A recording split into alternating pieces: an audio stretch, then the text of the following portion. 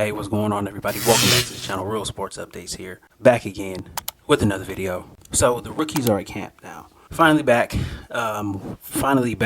to some organized team activities, right? You know, you had the OTAs last month, but now this is required mandatory training camp, and the rookies are there now. So before I even really get into any of the topics that I want to jump into, I'm gonna cut out, and y'all need to look at this picture of Zion Johnson.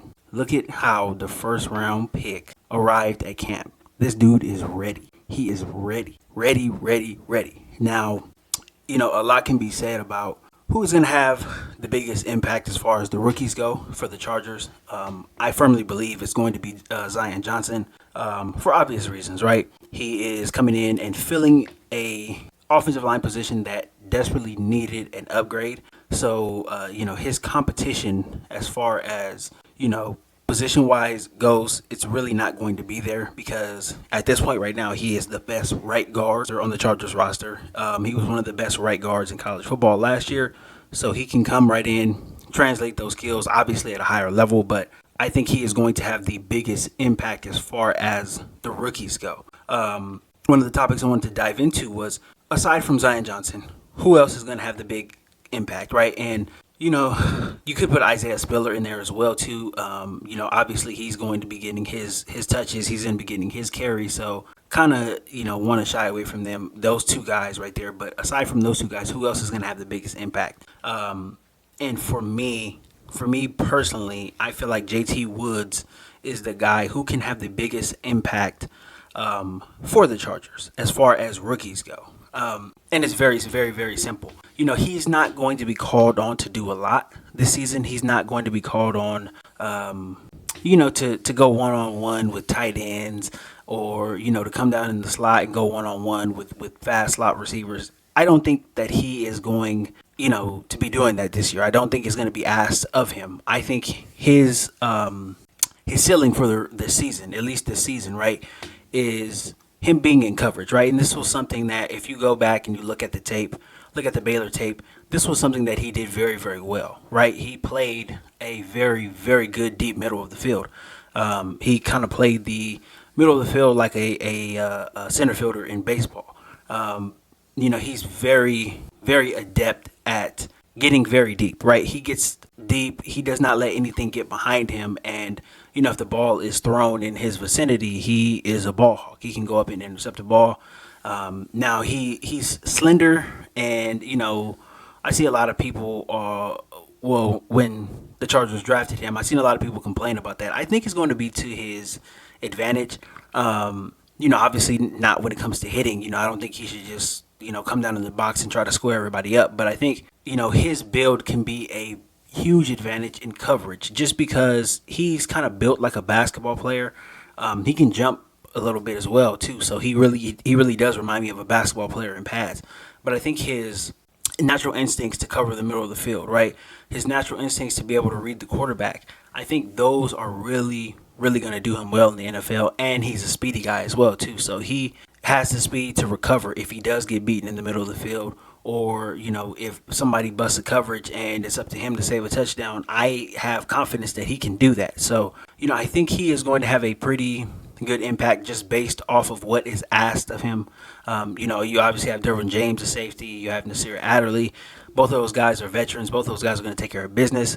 So on, third downs, when it comes to nickel and dime packages, JT Woods should be in good position to make some plays for the Chargers. And, I think he's going to have a pretty good impact.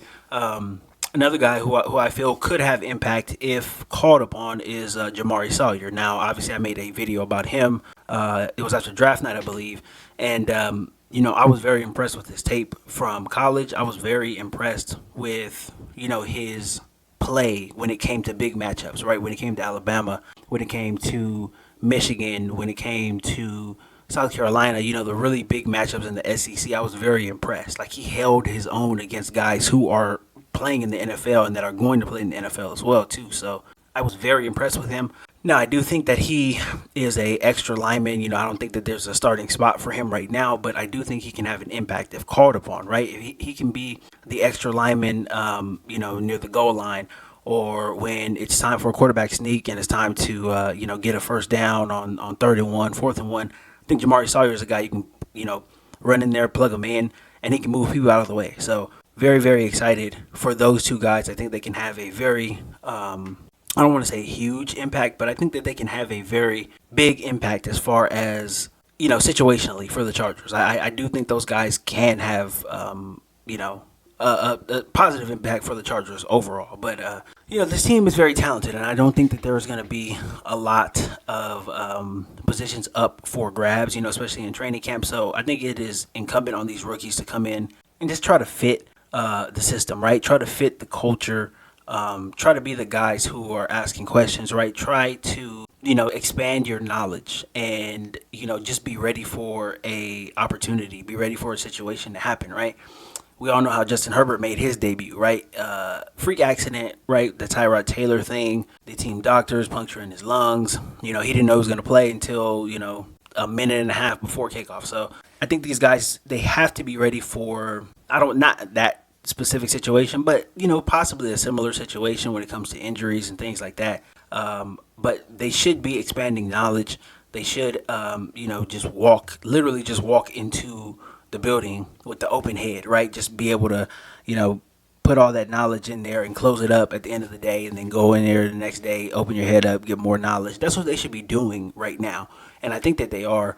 I think Staley is going to have this team ready. I think the rookies are going to have some edge to them, and they should have some edge to them. They should be, coming in, trying to learn, but also focus on making this team. I think that's probably one of the more important things that the rookies need to have as far as mindset goes. But there's a lot of good talent on this team, and the rookies just going to have to fit in some way, somehow. So the other topic that I kind of wanted to get into was, do all of these rookies make the team? And that was my question even on draft night. Do all these guys make the team, right? You see the draft class, you see all these guys being taken.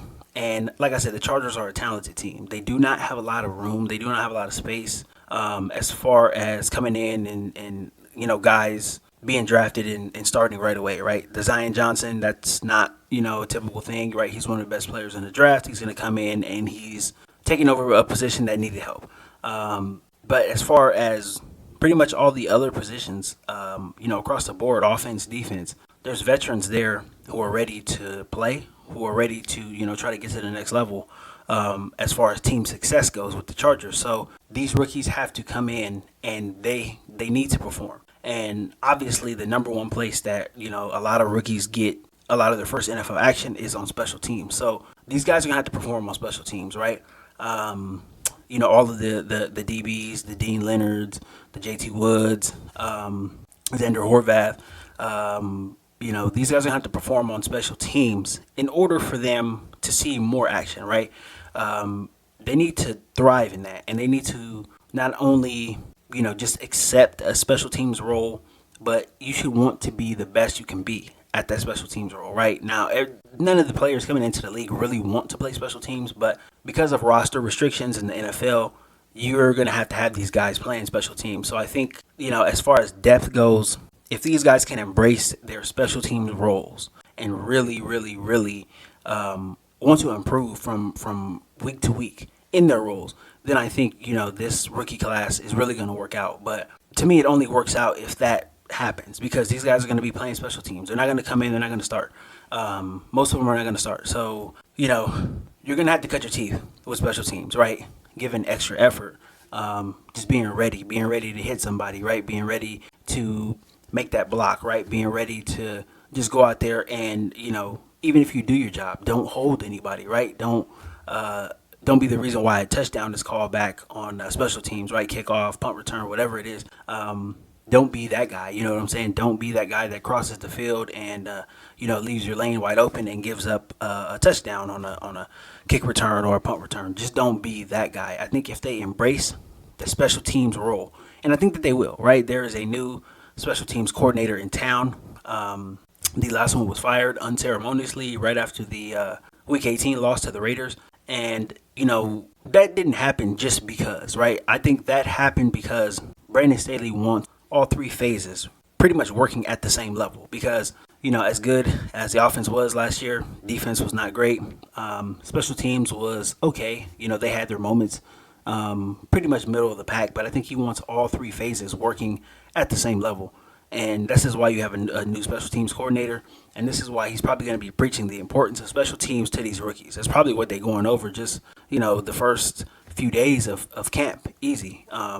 This is where, a lot of guys are able to make names for themselves, right? You think of a Julian Edelman, you think of a Wes Welker, you think of guys like that who are able to come in, take their role on special teams seriously, be able to, get into the lineup at some point, and then, cut their teeth there, and then obviously go on to have, very good NFL careers. So I think if guys are looking at the special teams roles like that and they're embracing them, then they're going to have success. If not, if they're just, hey, I'm biding my time until I get into the lineup, then, we'll see more of the same Chargers special team stuff that we've seen over the past, 10 to 12 years or whatever it's been. So hopefully they take their role seriously. And, this is going to be something that they're going to have to do all season long until they are able to crack the lineup, until, they become star players, until they become not expendable to the point where you can just throw them out there on special teams. That's what the name of the game is. That's what football is. Special teams sucks. If you ever play football, special teams kind of sucks. Unless you're returning a kick, everything else kind of sucks. So, but hey, it is what it is. They're being paid handsomely to do a job, so they need to do it. The last thing I kind of wanted to touch on in this video is the undrafted free agent. Now, there's not a lot of room on this roster when you think about all the talent that's there, all the established talent that's there, all of the rookie talent in the draft class, all of the draft picks. Then you have your undrafted free agents. I really don't know who, and that's why I was going to go over a list I was looking at earlier today. Nobody can really predict who's going to make the team as far as undrafted free agents goes. I don't know. Is there room for maybe one undrafted free agent? Maybe two? I don't know. Depends if there's injuries, whatever. But whoever the undrafted free agent is going to have a hell of a camp. They're going to have to perform in the preseason. And, they are really going to have to convince the coaches that this is a guy that should be on this roster, on this 53-man roster. So you really don't know as far as undrafted free agents. I do know that the tight end, I believe his name is Stone Smart. He was a guy that I was hearing some stuff about in, the rookie OTAs and stuff like that. A lot of people were saying that he was very skilled and, he had, pretty good ball skills and pretty good route running skills as well, too. Well, he's injured. I think he's on the PUP list, if I'm not mistaken. So we won't be seeing him in this camp. So as far as undrafted free agents go, man, it really is just a toss-up right now. I think the Chargers probably go undrafted free agents that can, maybe fill a need as far as depth-wise. I don't know what the positions would be, but as far as depth-wise, you're looking possibly offensive line, maybe defensive line. I don't know, possibly running back. There's several positions where there are undrafted free agents there who could make some noise in camp. But again, it's all about how they perform. It's all about how they, rise to the occasion, so to speak. Just being in NFL training camp, having NFL coaching, and being around guys who are stars in this league, right? How do they respond to the pressure that's put on them? That's basically what it boils down to, because it doesn't matter how talented you are. If you can't respond in practice, if you can't respond in the preseason games, if you're not learning the playbook, right? If you are not, just on task with the rest of the team, right? No matter what side of the ball you play on, you're gonna get cut. So we'll see what happens going forward. There are some undrafted free agents who are making noise, who I have heard some stuff about, but I haven't really done too much on that because, even if they are making noise, let's just be honest, guys. A lot of these guys are not gonna make the team, so I don't want to waste my time and just be, hey, this guy's this guy's that. A lot of these guys are not going to make the team, and the ones that do make the most noise are going to end up on the practice squad, and, from there, possibly they get signed to another roster, or they just stay on the practice squad. But, I'm not going to go over every single name and do a whole lot on this because it just doesn't, in my opinion, it doesn't require all that. But we'll see what happens going forward. We will see what happens going forward. But kind of wanted to touch on this a little bit, very excited with the rookies being back. The Raiders have everybody in camp now. They didn't differentiate from rookies and veterans. I thought that was interesting. Most teams still do the rookies first and then the veterans, but I thought that was very, very interesting. But yeah, rookies are in camp now. The rest of the team will be in camp on the 26th, I believe it starts, 26th, 27th, whatever it is. But yeah, we're literally days out now. We're days away. Can't wait, and can't wait till the preseason starts as well too. So I think I will be covering some preseason games. I might try to get out to a preseason game. I don't know. I'm not sure. We'll see. We'll see what happens. We'll see what's going on with my life and whatnot. But pretty much all I got for this video, guys. If you're not subscribed to this channel, please consider subscribing. Don't forget to hit that like button on your way out as well too. I'll be back with more content tomorrow. Stay tuned. It's training camp season. Everybody's excited. I'm excited. So let's get it. A lot of content coming out very, very soon. Thank you guys for all the support, likes, comments, engagements, etc. And I will see you tomorrow.